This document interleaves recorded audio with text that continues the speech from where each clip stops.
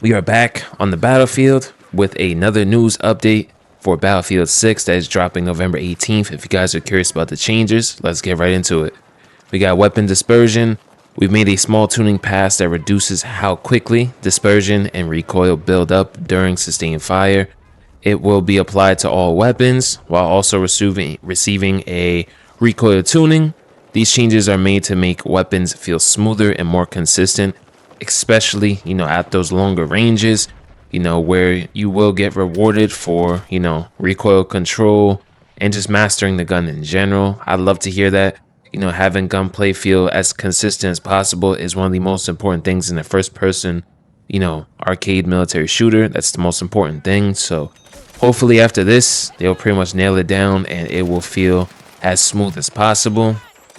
Now also, a big change, they also have lighting adjustment, visibility upgrades. We've made further improvements to soldier visibility, because sometimes with certain maps, I think like Zobek City, right, it's so many soldiers or just like enemies in general blend into the background, blend into the the color of the map so well, along with the lighting issues. When you put those two things together, it makes it very hard to see anybody. So the fact that they're still adjusting and still improving it, because the fix that they did implement last time was, from what I seen, you would have to basically ADS from like inside of a building, and then you'll see the brightness like go down.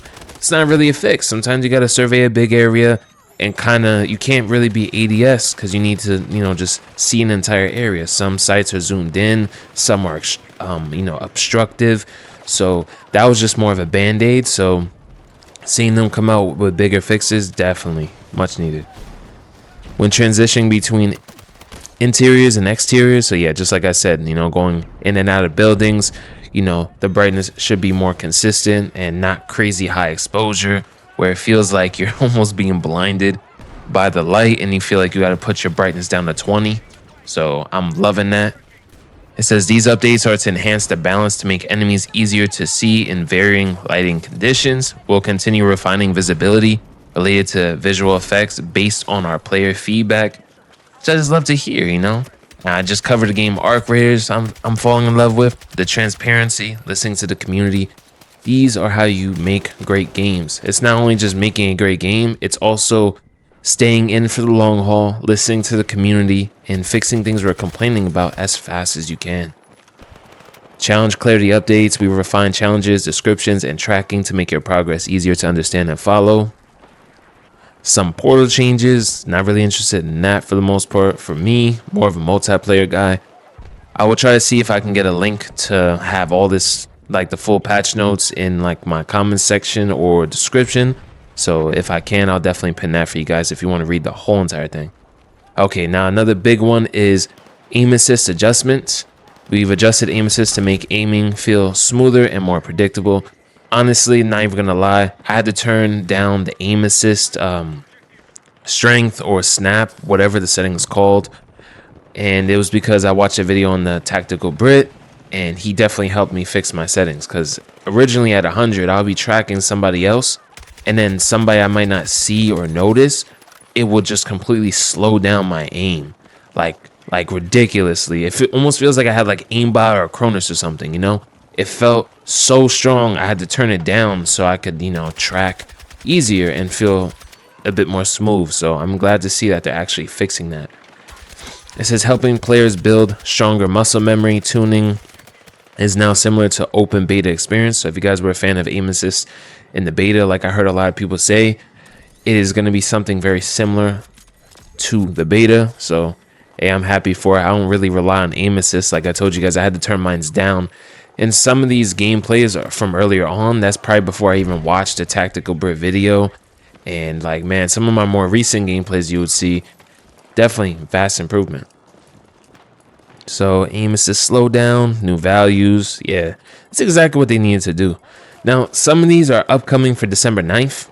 So they got a vehicle balance pass. We've made an initial tuning to pass to smooth out some biggest balance outliers between vehicles. Expect more consistent vehicle combat across the board. Breakthrough mode adjustments. Several maps in Breakthrough have been updated to improve balance and flow. For example, Sector 1 in Myrick Valley has fewer available vehicles. Yeah, you see, like balancing out the maps, that is going to be essential for making the game flow, especially in Breakthrough. I don't really play Breakthrough. I'm more of a Conquest guy.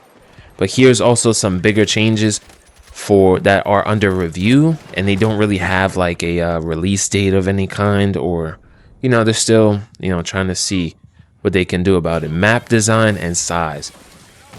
My God, thank you, because this has been one of my biggest problems with Battlefield 6. I feel like I'm on a ground war Call of Duty sized map with Battlefield mechanics, and I guarantee you, to prove that I'm right, how about watch this? If on all these Conquest maps, most of them, if you put it on like 16 versus 16, I guarantee you these maps would feel less chaotic. But when you make it 32 versus 32 and you put them on the map that's the size of like a 16 versus 16, that's what makes the maps feel severely unbalanced, chaotic, and there's like no space to breathe or anything. Just adding sections in between these objectives to kind of stretch the maps out. Or even some maps are very similar, like Manhattan Bridge, and I think, what is it called, Empire State, the other one. Like a change could be literally just connect those maps for Conquest. Connect them and make them one. They're directly across from each other, and it seemed like it was meant to be one big map. I think that would fix a lot of the issues, like right there, connecting some maps that can be connected, or adding in, extra sections and portions in between these objectives, because I just want to feel like I have some room, and I want to feel incentivized to actually grab vehicles. Like everything feels so close, man. Like you can go up on this building right here, like where I believe it's B, right? And you could pretty much just look at the whole map. It feels like, it feels like it shouldn't be like that at all. Not at all. And this is coming from somebody who's very new to the Battlefield franchise.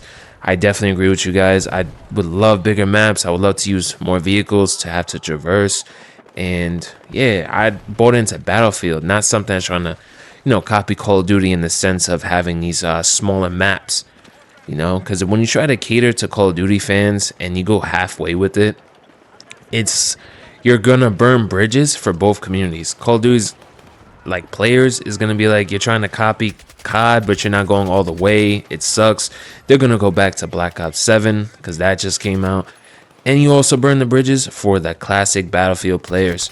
The Battlefield player base will feel like they got stabbed in the back, because you're not listening to them, and you didn't make the game for the people who've been supporting you while you weren't a popular game compared to COD. You know what I mean? So hopefully we can find some type of middle ground.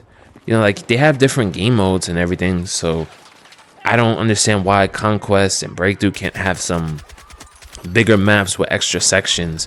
Like look at Rainbow Six Siege. If there's problems with the maps, they will pull one out of rotation per season and rework it, adding new sections, adding more flow, and modernizing a lot of the older maps that didn't flow well in pro play. And they will come back 3 months later. They'll come back with the, let's say, Myrick Valley, or Zobek City remake will be part of the Season 2 update along with the new map, So, yeah, I would love for them to do something like that. I feel like that would be like the best way, because this game's going to be out for 3 to 4 years. Most Battlefields really are.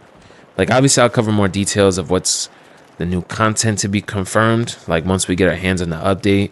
Try to unlock the guns and, test them out, see if they're any good or not. I think it's a shotgun, I believe. I'm not too sure. I'm gonna have to actually check. Not sure what type of gun it is. Yeah, it's a dual barrel pump action shotgun. Oh my God, I'm gonna love that.